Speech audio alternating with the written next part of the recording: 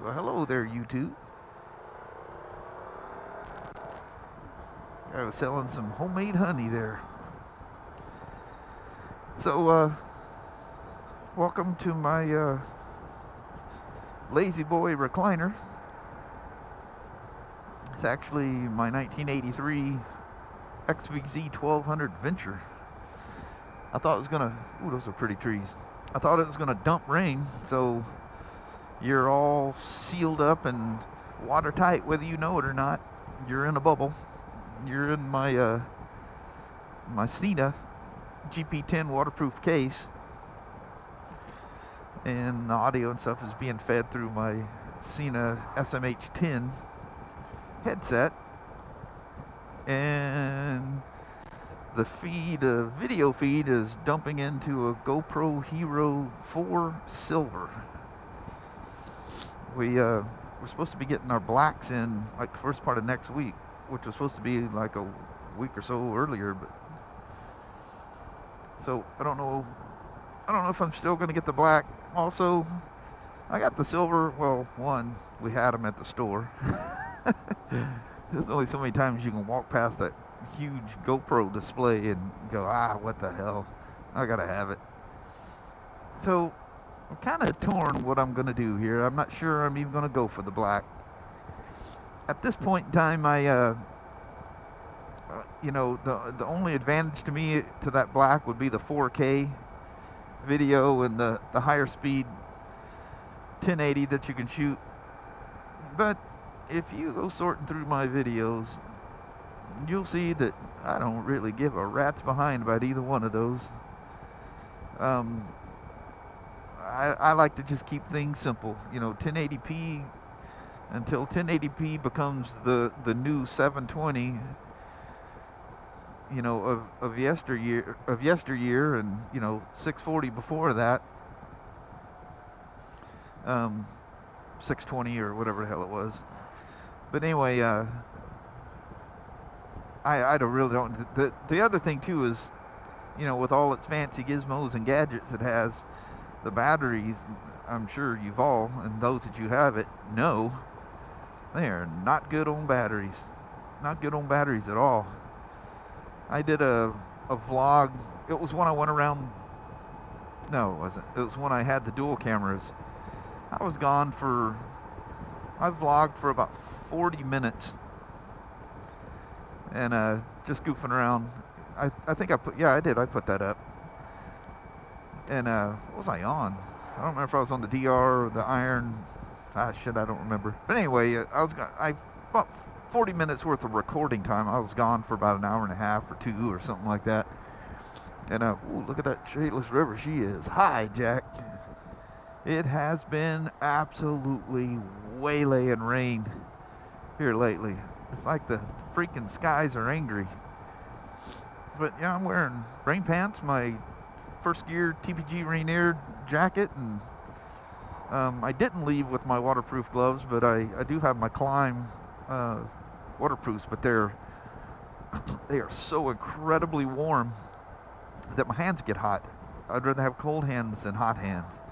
That's like my feet getting hot. It makes me lazy and panicky feeling. I don't know why, but anyway, my fingers are a little bit cold. It's only about 50 out here, which I still haven't got used to the temperature change. Not that that's cold. I mean, this same time last year, I was looking at doing a 1-year throwback of this. Oddly enough, it was the 72 again. I was just picking a date, but this was on the 30th, which was Thursday, I think, and it was on the 72, like my last throwback, and it was exactly a year ago, and I rode it to work, and it was 28 degrees out, and that's pretty cold, but not totally unusual for around here. When it's mostly rainy and drizzly, we'll get close to 50 during the day in the winter. Then you have those couple of months where it can be just crazy cold. Wow, I would say a cat or some coyotes got a hold of that deer. Did you see that thing? That thing was eaten up. That deer was in tough shape. Anyway, as I'm rattling on for minutes here now, um, riding the Venture is my winter ride bike. Like most Japanese bikes, they clean up real well. Not all of them. I've had a lot that didn't, air-cooled ones and the old twin cam inline fours, which I forget who started. It was one of my Facebook and YouTube followers. Sorry, I don't recall who started the thing. It kind of went off there for a little bit. Somebody commented on some old pictures on my Facebook thing. Geez, I think I posted those things about 4 or 5 years ago. Made a comment on it, and we got to talking with other people talking about the old CB, the twin cam, yeah, the F models, the Super Sports. I'm a big fan of the twin cams. They had prior to '79, they had the single overhead cam that bike lasted for 10 years, from '69 to '79 or '78.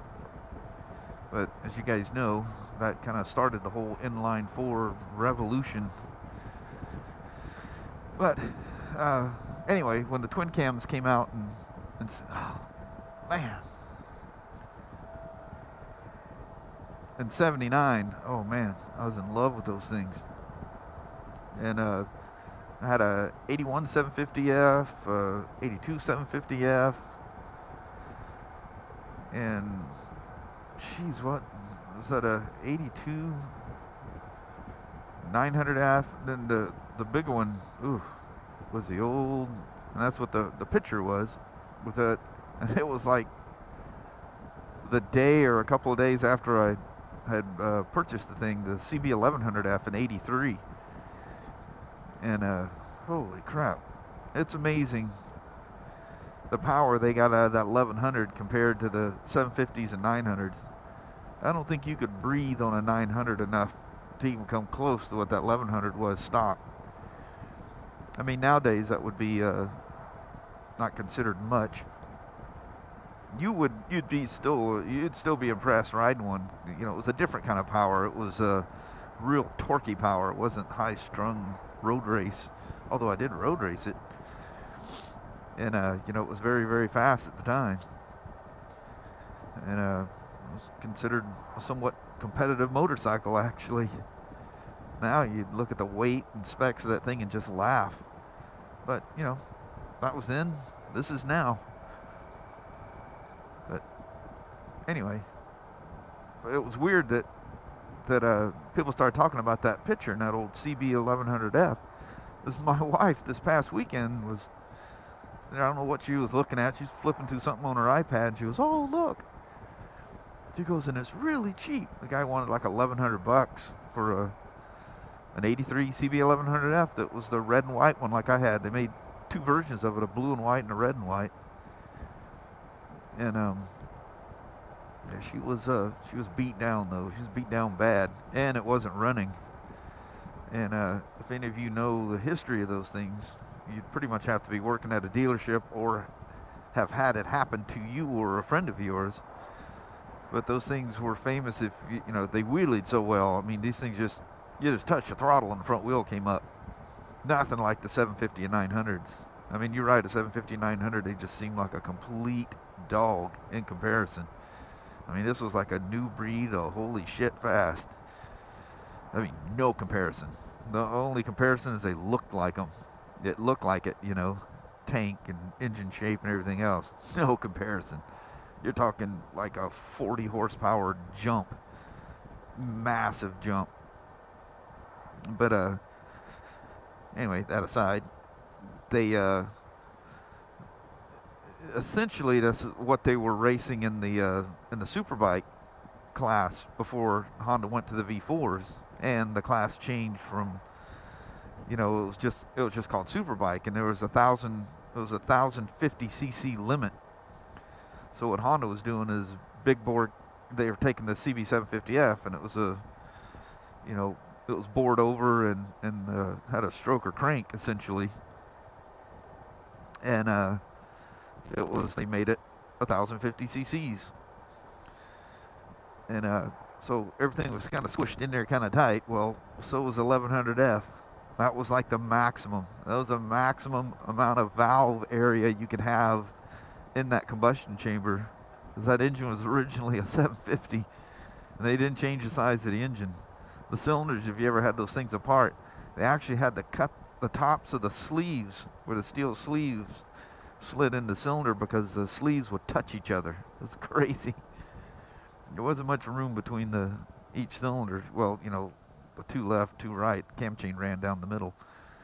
But anyway, these things were notorious for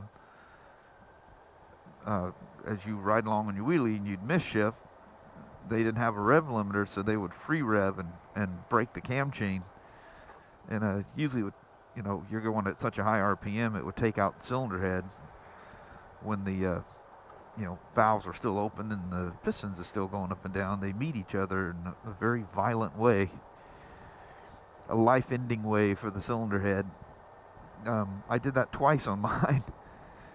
But the other thing, if you weren't someone that raced around, did wheelies, and finally did a miss shift and over-revved it and broke a cam chain, I broke one cam chain at Seattle International Raceway, bombing onto, what was it, out of turn 12, entering the straightaway, which was and is the drag strip. I just revved out and I went too far, and it sounded like I blew a tire out, just made a loud air hiss. And then the tack went stunk, because it was a cable drive tack that drove off of the exhaust cam. So the tack just dropped and just wah, wah, wah, no power. And what sucked too is I was in the lead. I was winning. Not that day. But the other thing is, if you were kind and you got a lot of miles on it, the cylinder head was weak and it would crack around the exhaust seats where they're inserted in the head. And you'd be driving along and all of a sudden it just like really bog you, like you're losing a cylinder. And some people would continue to ride it that way, and then it would do it to the next cylinder and get so bad that you couldn't ride it. Pull the thing apart, and the seats were following the valve up and down, so the exhaust wasn't escaping.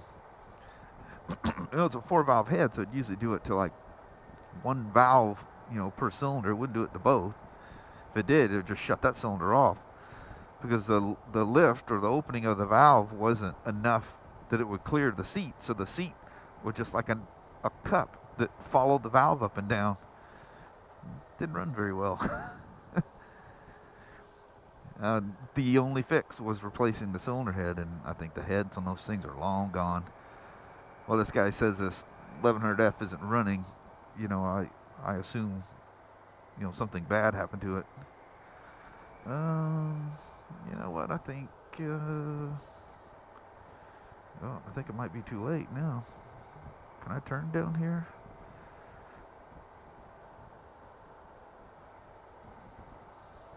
I really didn't want to go.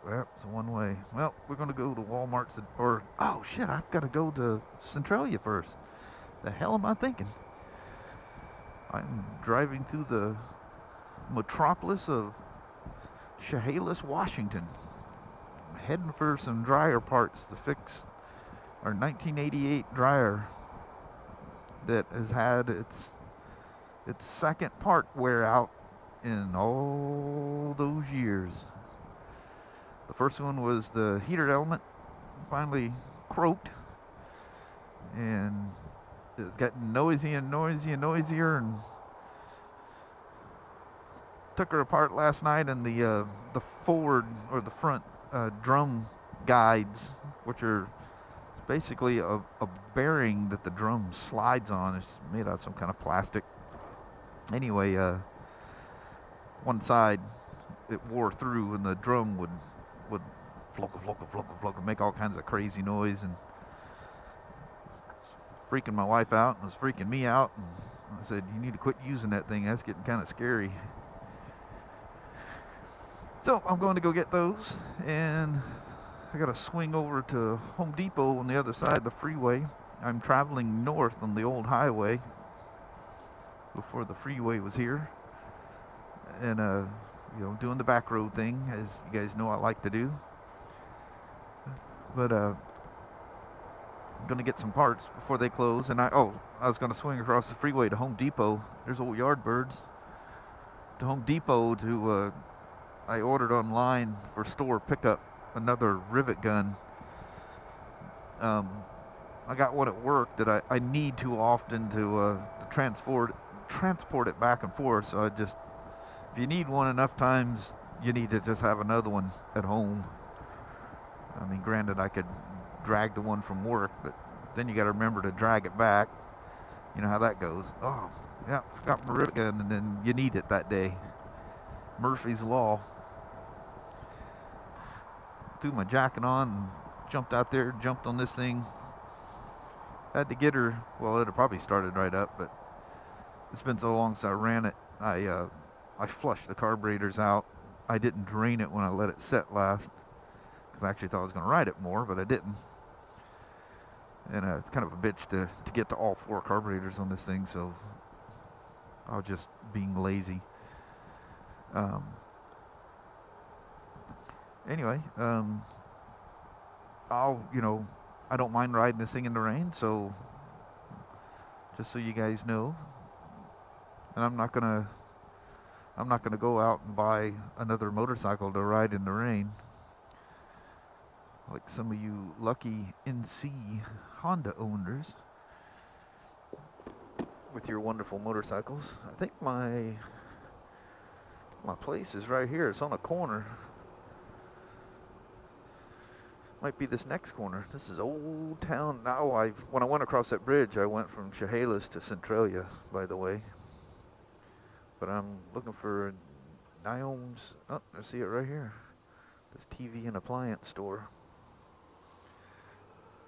Oh, look at them beautiful colors.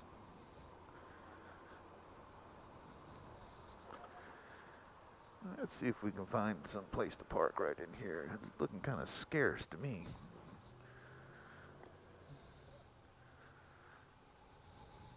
Beautiful back here, though. Oh, hell yeah, this thing is packed.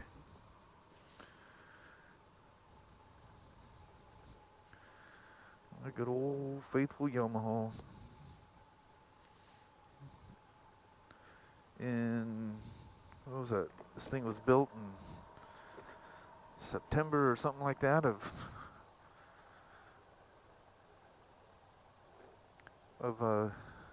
82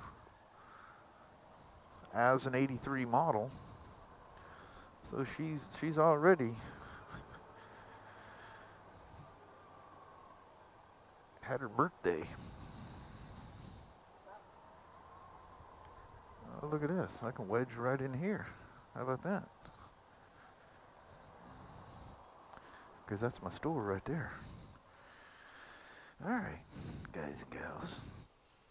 I'm going to jump on in here and buy me some pieces for a dryer.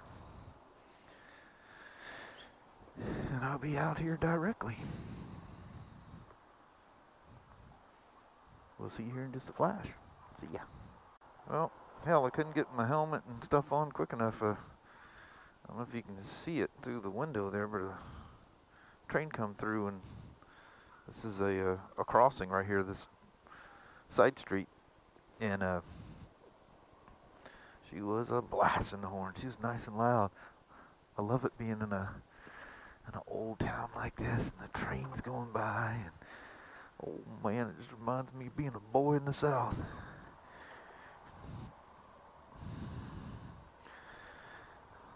So I think we should whiz down here and watch the old choo-choo go by. What do you think of that? She's gonna scoot by before I get to her, though. She's rippling right along.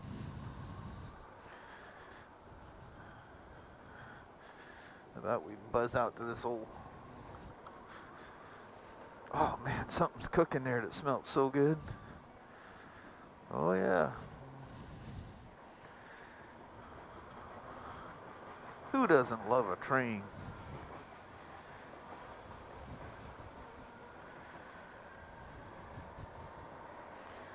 This is the road crossing it was honking at, just a block down. But that's a one-way street. I couldn't turn around on it where I was at. Took you to see a choo-choo train.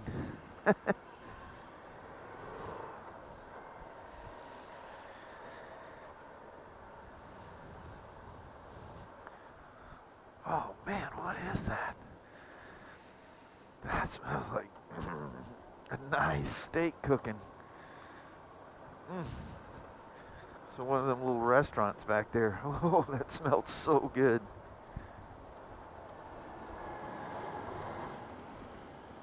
There's the engine. Or a pusher. BNSF, Burlington Northern Santa Fe. They always have these, let's buzz across here right quick. They always, whoa,